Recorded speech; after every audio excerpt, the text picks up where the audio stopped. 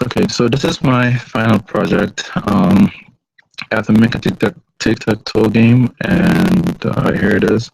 So I have two classes, Game Board and Tic Tac Toe. And Tic Tac Toe would have my main method in there. So first, I welcome the user to or the player to the game, and then right here I created an object which calls display board, which is in the game board class. And basically what it does is, well, in the game board class, we have this code right here, which fills the array. We use arrays that fill because, which is um, basic, it comes with Java, so yeah, whatever. And then here with this, we display the empty spaces that we listed here and formatted to create the game board, which is down here. So then we created a counter, and what this counter is going to be used for is to control which player, to control the turn of each player.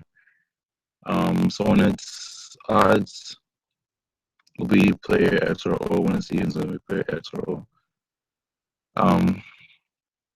So here we started the game, and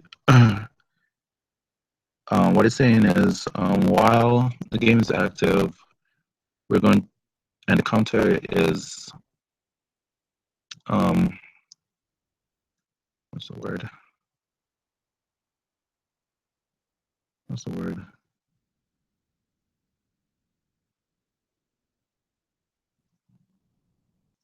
What's the word?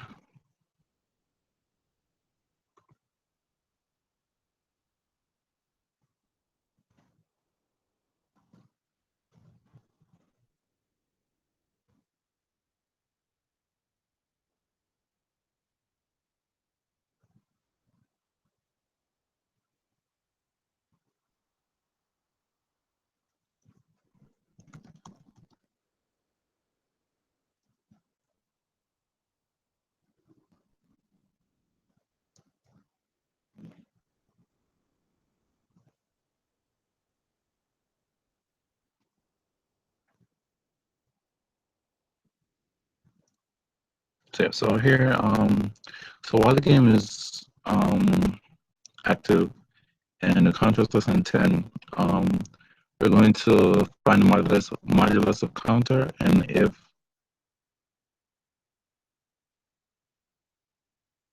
we're going to find modulus 2 of counter, and if that's equal to 0, then player O, that's player O's turn. Else it's going to be player X, and then each time we increment the counter, we add 1 to the counter. So each time it's going to be X or O when the counter is implemented. So next, I have display board once again included within while the game is active. So each time a new move is made on the game, it will show the last step. It will show the last moves in each upcoming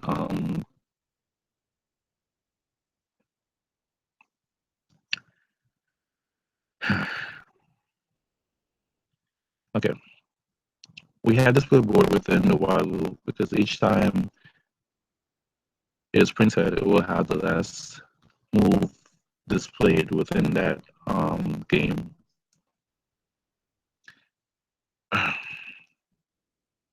Then we have another call for a check for winner, and then here this is going to keep continuing until counter is equal to 10.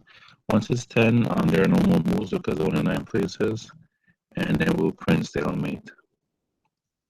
So in game board, I already explained that this displays the game board, and here I'll create a boolean that called game active. So basically, this is saying that once, because the game started, it's going to keep returning true until the game is completed, and then that's it.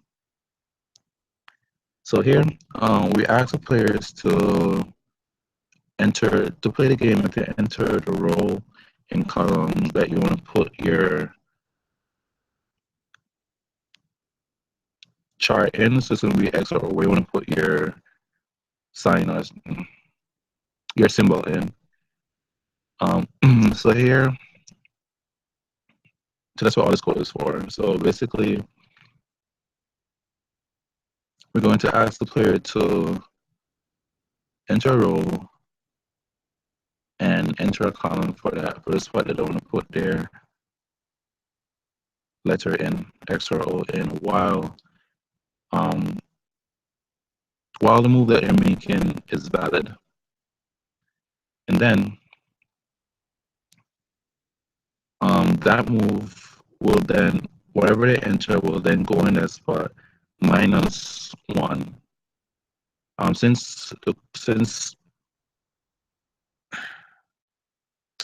I already started from 0, and we're only allowing the player to enter between 1 and 3, we're going to subtract 1 from the number that they enter to represent the exact position of the array.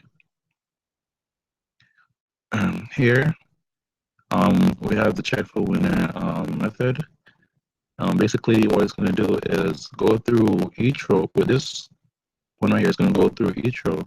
And if row 0 is equal to row 1 and row 1 is equal to row 2, and basically it's saying that if none of the rows are empty, if row 0 is not empty, that means 1 and 2, 1, 2, and 3 is not empty, then that will be whatever player is in that row will be the winner.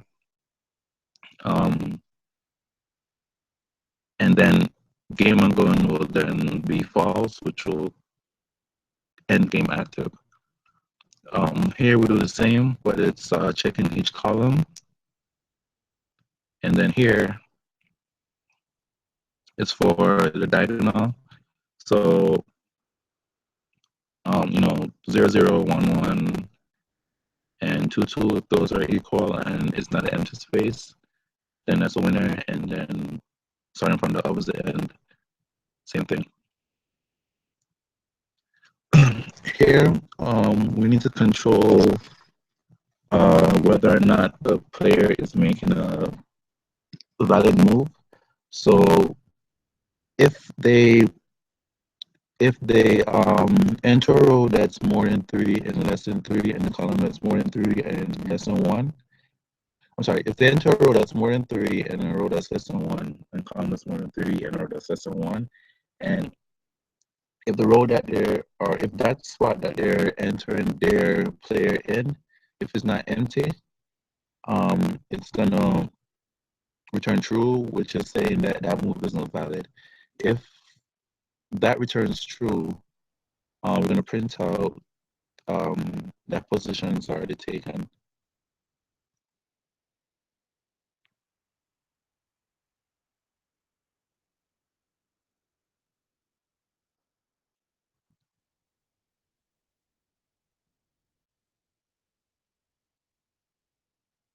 Actually, no.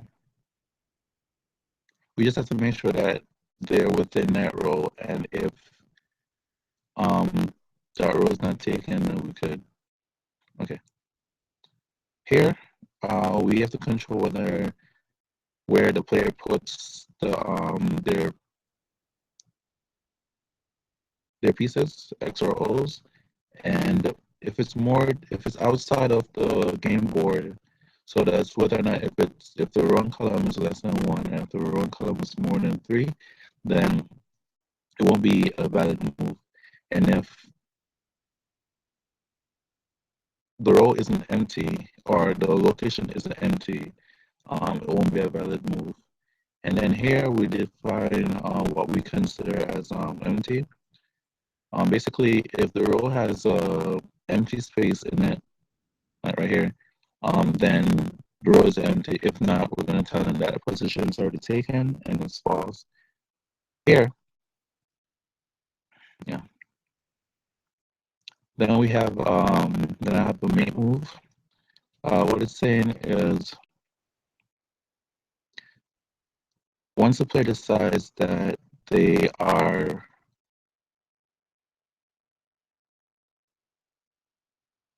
once the player chooses, so they're gonna choose their row and columns. If it's equal to if it's between 0 and 2, um, basically if the spot that they're doing is not empty, then they'll have to keep doing it until they find a spot that's empty. If it is empty, their piece will then go into that spot. That row and that column will receive that player's spot, which is X or O, and that's it.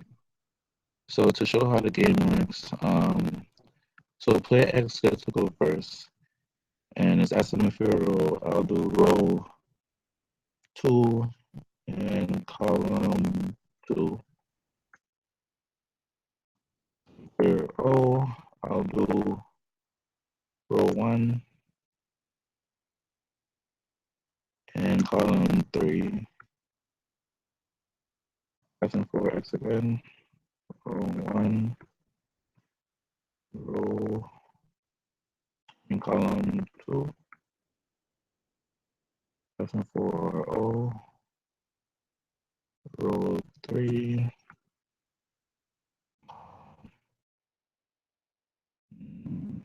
row 3, so column 1. Say for example, I'm gonna put X where there's a already in the upper corner. So that will be row 1 and column 3. That position's already taken and I have to go again. If I then decide that I'm gonna put a number that's outside, that's not between 1 and 3. So for example, if I put row 4 in column 5, for me to basically have to redo it until I put in a valid spot. So to win the game, I'm gonna play row 3 and column 2, and then it tells me the winner is X, and that is it.